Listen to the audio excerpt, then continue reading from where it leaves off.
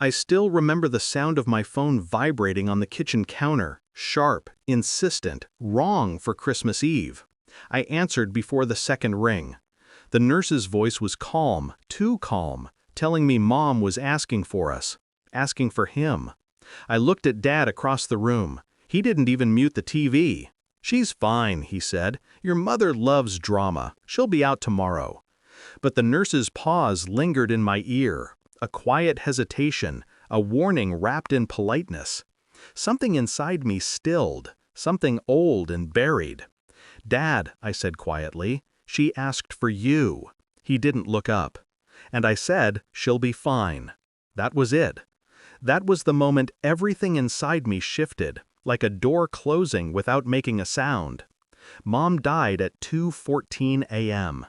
He didn't speak when I told him. Not shock, not grief. Just a slow inhale, like someone whose lie had finally caught up. But it would take me 5 years to understand what that lie actually was. Grief numbed me, but suspicion sharpened me.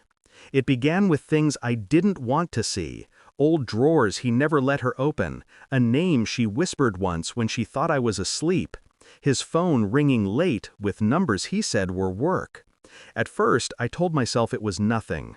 I tried to believe the version of him I grew up with, the father who laughed loudly, the father who loved too confidently. But small truths have a way of haunting you, and I started seeing patterns, things that didn't fit. Mom's sudden sadness 3 years before she died. Her begging him one night, voice cracking, "Just tell her." Tell me what? He said she was being dramatic then, too. I started quietly, calmly, like someone studying a stranger's face.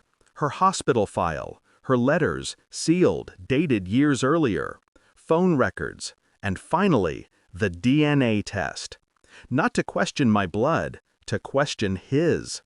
I collected pieces the way surgeons collect tissue, slow, precise, knowing the cut has to be exact. The truth formed slowly, painfully, like a bruise revealing itself. Mom found out he was cheating. Not once, for years. With a woman he promised he'd leave us for when the timing was right. He never did. So she wrote a letter, a warning, a confession, a truth she didn't want buried with her. 5 years later, it sat in my hands, sealed in her handwriting. The same envelope she tried to give him the night he refused to visit her, the night she knew she was dying. I read it once, then again. Then I waited. Christmas, 5 years later. Everyone gathered. Dad sitting at the head of the table like a king of nothing. I placed the letter beside his plate. He froze. Color drained from his face before I even opened my mouth. "Mom wrote this," I said, voice steady. "She wanted me to read it if you ever lied again." He inhaled, sharp and terrified. "What lie?" he whispered. I didn't answer. I just opened the letter and read the first line out loud. "If you're hearing this, he lied." The room went still. I felt every eye lock onto him. He didn't blink, didn't breathe. I continued reading, her truth pouring out like cold water. The affairs, the threats, the manipulation.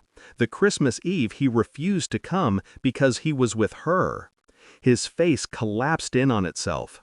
He tried to speak. I didn't let him. I placed a small envelope beside him, the report confirming the woman's son wasn't his after all. His entire double life built on a lie someone else told him. His hands shook. Mine didn't. When it was done, I stood. Everyone stared at him, not me. His legacy shattered in under 5 minutes by the woman he thought he'd silenced and the daughter he thought would protect him. I walked out into the cold night. No anger, no satisfaction, just clarity.